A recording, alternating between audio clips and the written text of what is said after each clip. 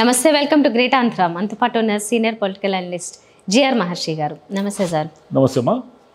Sir, మామూలుగా social మీడియాలో అయినా ఎక్కడ లేకపోతే ఎలాంటి చర్చా వేదికల్లో మీడియాలో అయినా నలుగురు పేర్లు ఎక్కువగా వినపడుతూ ఉండేవి వైసీపీ నుంచి. ఎవరు ఆ ఎమ్మెల్యేలు? రోజా గారు, కొడాలి నాని గారు, వంశీ గారు, అలాగే అంబటి రాంబాబు గారు. అంటే ఎక్కువగా వాళ్ళు మీడియా ముందుకు వచ్చి మాట్లాడుతుండేవారు, టీడీపీని తిడుతూ ఉండేవాళ్ళు. ముఖ్యంగా కొంచెం వ్యక్తిగత విమర్శలకు కూడా దిగే వాళ్ళలో వీళ్ళే ముందున్నారు.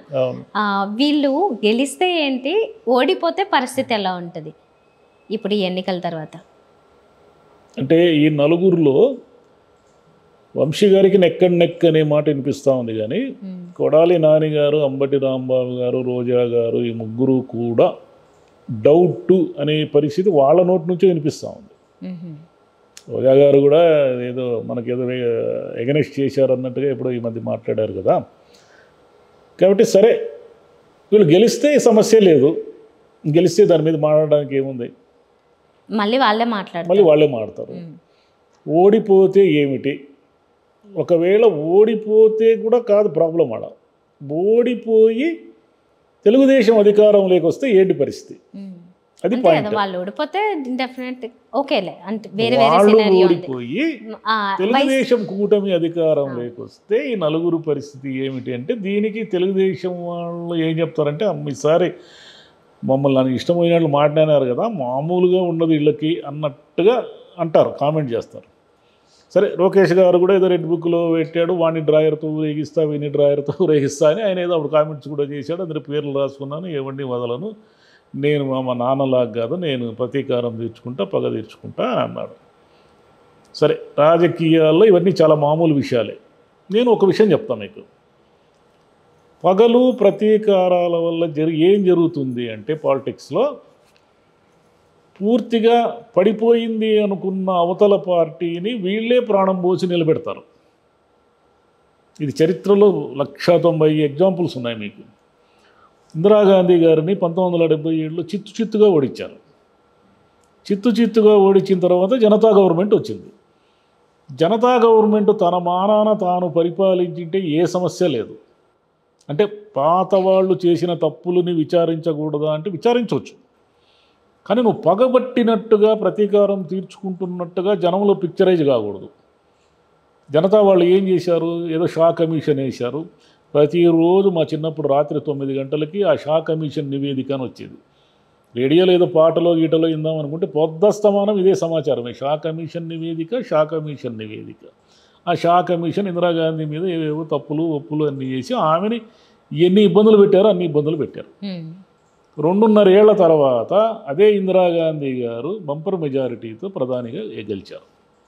అది పాతది, ఇది చాలామందికి తెలియదు, అంటే మీ జనరేషన్ వాళ్ళకి తెలిసే అవకాశం లేదు. లేటెస్ట్గా వద్దాం.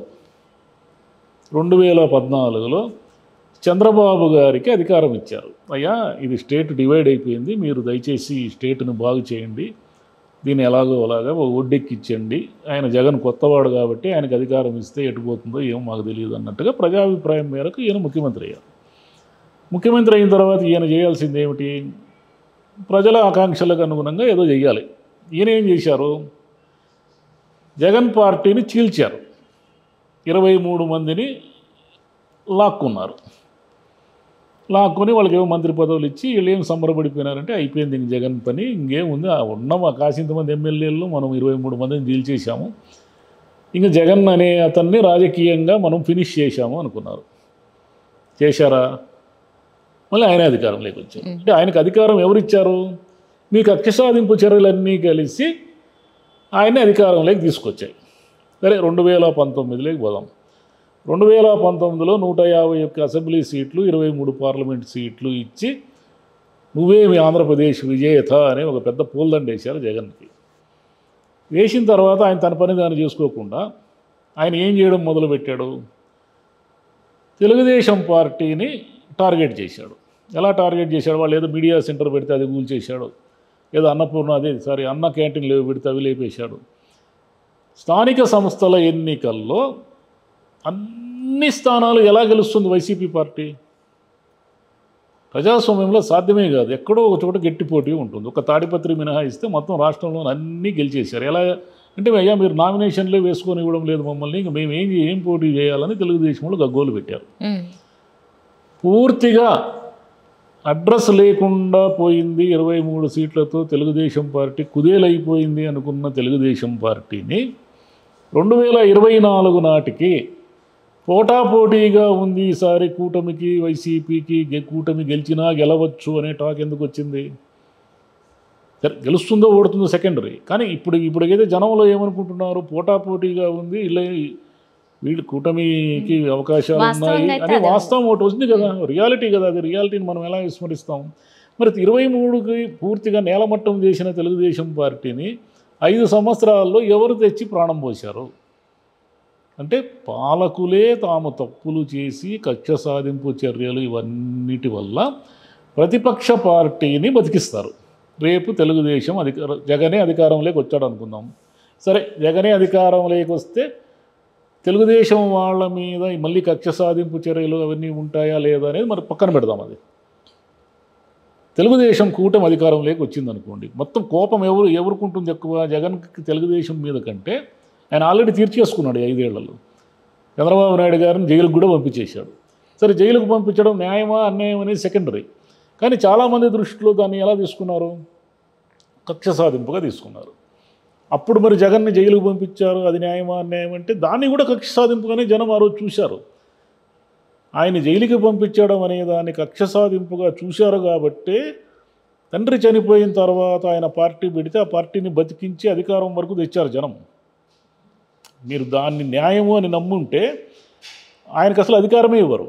కాబట్టి ఈ ప్రయాణం అంతా ఎందుకు జరిగింది? మీరు చేసిన కక్ష సాధింపు చర్యల ఫలితంగా ఇంత దూరం వచ్చింది.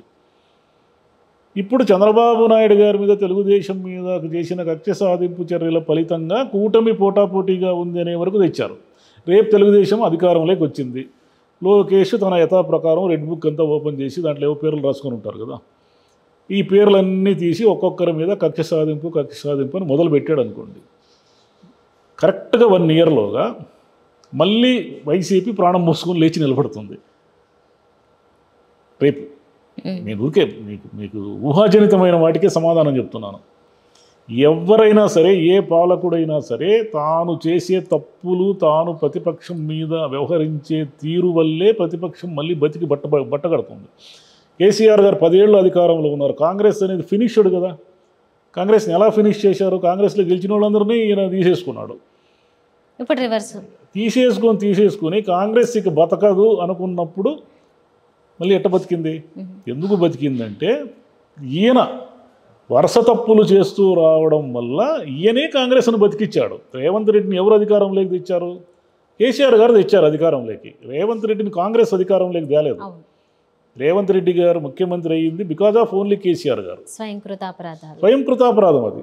కూతురు పెళ్లి జరిగేటప్పుడు ఆయన అరెస్ట్ చేసి తీసుకెళ్లాల్సినంత క్రిమినల్ అతను.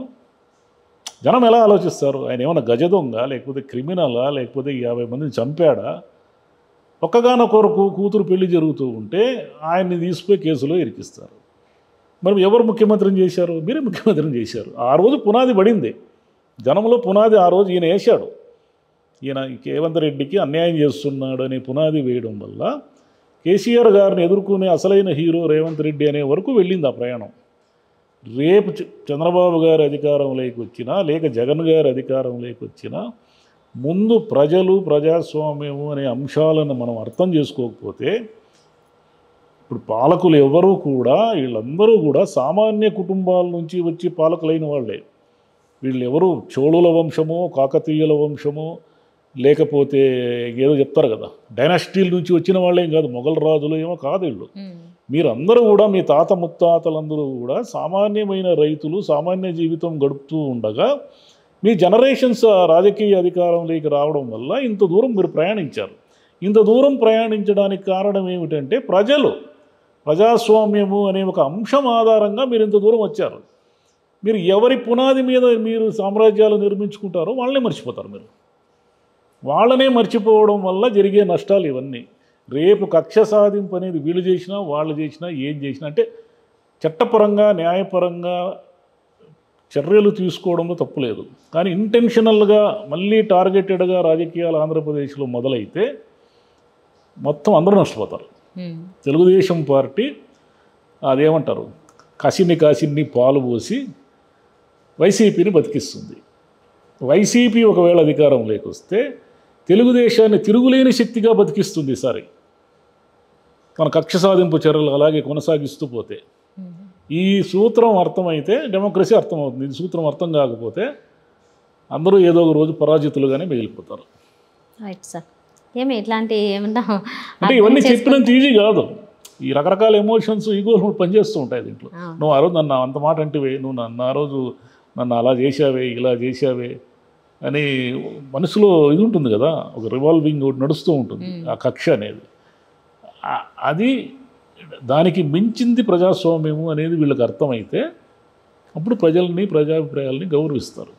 లేదు మేము కింగ్స్, మేము చక్రవర్తులు, మాకు తిరుగులేదు అనుకుంటే కేసీఆర్ గారి మాదిరి ఈరోజు ఎంపీ సీట్లు ఒక్కటైనా గెలుస్తుందా టీఆర్ఎస్ అనే అనుమానం పడింటుండి. టీఆర్ఎస్ అనేది ఒకప్పుడు తెలంగాణ ఆత్మగా కొనసాగి ఈరోజు అది పేరు మార్చుకొని బీఆర్ఎస్గా మారి ఒక్క పార్లమెంటు సీట్ అయినా కాన్ఫిడెంట్గా గెలుస్తుందో లేదో అనే స్థితికి చేరింది. దీనికి కారణం ఎవరంటే ఎవ్వరు ఉండరు, ఎవరు తప్పులకు వాళ్ళే మూల్యం చెల్లిస్తారు. Right sir. Thank you. Thank you.